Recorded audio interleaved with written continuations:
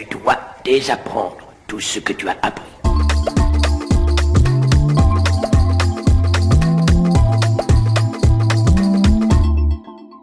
Bonjour les amis, alors aujourd'hui on va parler de réfraction. Alors je sais, je vous dis, oh putain, ça va pas être très sexy comme vidéo, la réfraction, mais si vous allez voir que c'est très amusant. Et surtout si vous comprenez un petit peu le processus de la réfraction, vous allez comprendre pas mal de choses, hein. Notamment pourquoi les lentilles de votre objectif sont placées comme elles le sont.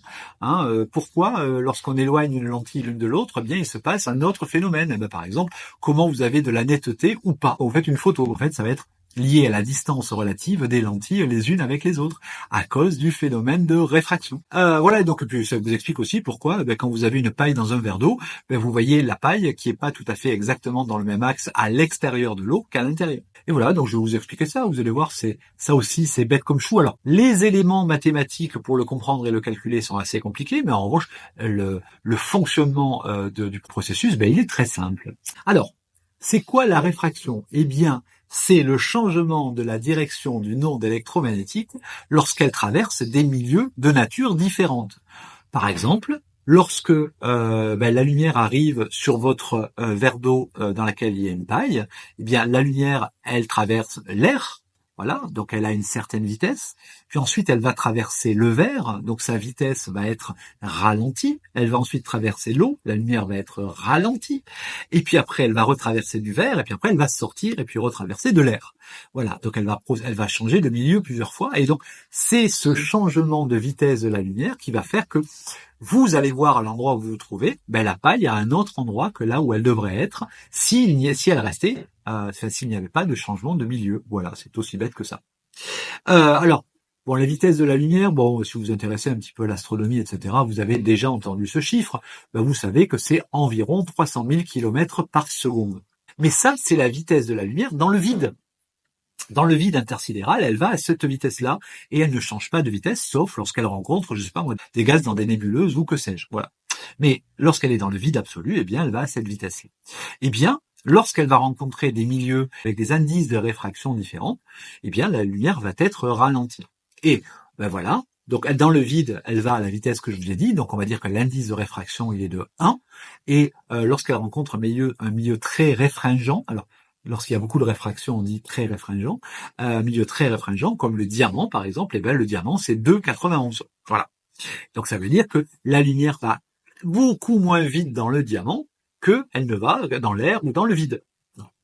Et pourquoi je vous parle de ça? Là, regardez, je vous mets à l'écran, qu'est-ce qui se passe lorsqu'on place des lentilles devant des lasers? Alors, pourquoi des lasers? Parce que les lasers, on les voit. Si on mettait de la lumière visible qui n'était pas du laser, vous ne verriez pas la lumière. Parce que là, vous voyez le trajet de la lumière et c'est très intéressant. Et vous voyez que selon la forme des lentilles, donc on va dire des dioptres, si on veut parler clairement, vous allez voir comment la lumière va se réfracter.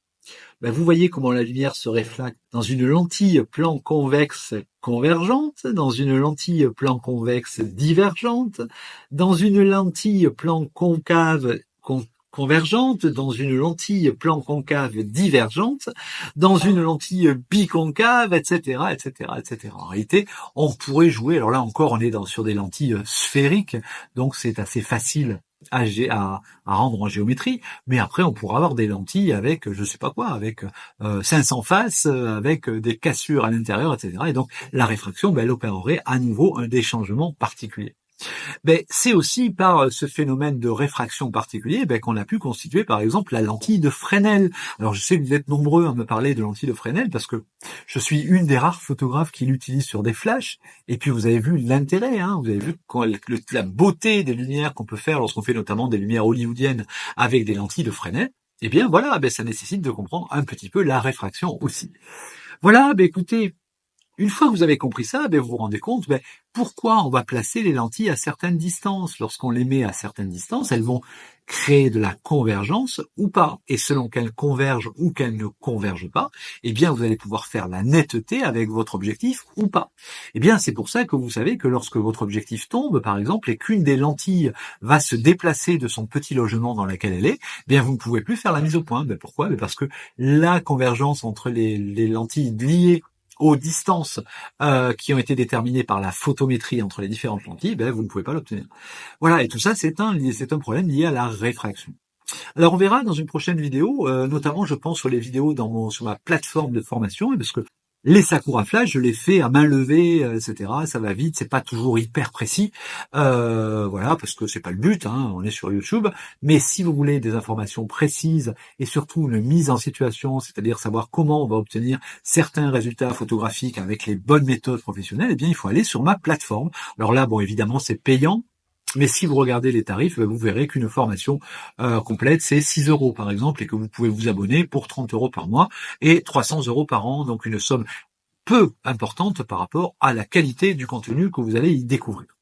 Voilà, les amis, voilà, c'était le petit tour sur la réfraction. J'espère que ça vous a intéressé, que ça va susciter des petites réactions. En attendant, abonnez-vous à cette chaîne, parce que si vous vous abonnez à cette chaîne, vous allez voir, d'abord, vous serez au courant de tout, mais surtout, moi, ça me permet de commencer à montrer qu'il y a une autre façon d'enseigner la photographie qui mêle à la fois la technique, la grande précision de la technique, mais à la fois l'artistique et puis le ludique, hein. Parce que on peut s'amuser et on peut dire des bêtises, prenant jamais au sérieux. Ciao les amis, on se retrouve demain. En attendant, créez des photos.